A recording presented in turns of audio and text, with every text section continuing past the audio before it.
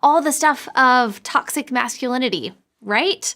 And the solution is obvious. Make men less toxic. Make men less masculine. Make men more like women. But I'm here to tell you that that way of thinking is not only wrong, it's dangerous. Here's why. When you try to make men more like women, you don't get less toxic masculinity. You get more. Why? Because bad men don't become good when they stop being men. They become good when they stop being bad. Aggression, violence, and unbridled ambition can't be eliminated from the male psyche. They can only be harnessed. And when they are harnessed, they are tools for good, not for harm. The same masculine traits that bring destruction also defeat tyranny. The traits that foster greed also build economies. The traits that drive men to take foolish risks also drive men to take heroic risks.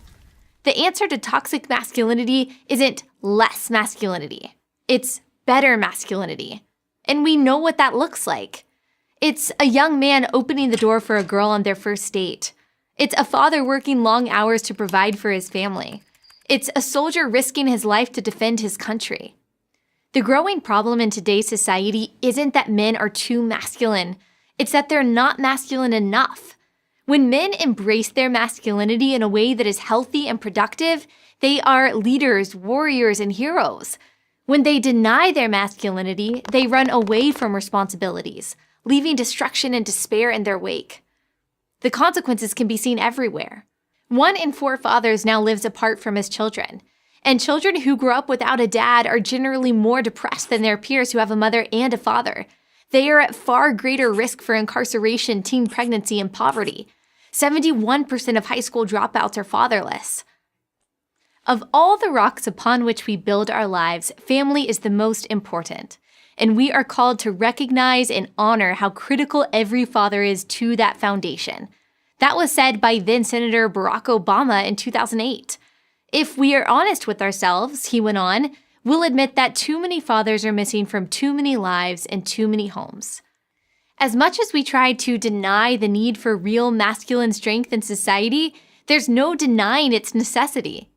Healthy families and strong communities depend on the leadership and bravery of good men. Yet, the current trend is to feminize young men in the hopes of achieving some utopian notion of equality and peace. And it starts at the earliest ages. In the school classroom, boys are invariably the problem. On the playground, aggressive games like dodgeball have long been banished. We tell young men that their intrinsic desire to compete is wrong. Everybody gets a trophy. Don't run up the score. This anti-male tilt continues on through higher education and into the workplace. It has created millions of tentative men, unhappy women, and confused boys and girls. Here's a secret that every woman knows. Women want real men. Men they can count on and, yes, look up to. No amount of feminist theory will change that. I don't know any woman at any age who is attracted to a passive man who looks to her to be his provider, protector, and leader. Every woman I know wants a strong, responsible man. That's not a consequence of a social construct or cultural pressure. It's innate. The devaluation of masculinity won't end well because feminine, passive men don't stop evil. Passive men don't defend, protect, or provide. Passive men don't lead. Passive men don't do the things we have always needed men to do for society to thrive. In his book, The Abolition of Man, English social philosopher C.S. Lewis writes about this problem. He describes the tension between cerebral man and visceral man.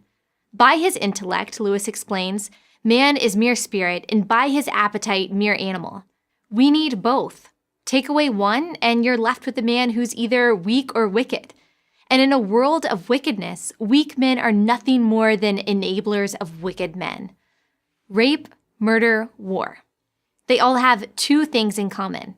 Bad men who do the raping, murdering, and warring, and weak men who won't stop them. We need good men who will. It's not masculinity that's toxic. It's the lack of it. I'm Allie Stuckey for Prager University. Thank you for watching this video. To help keep PragerU videos free, please consider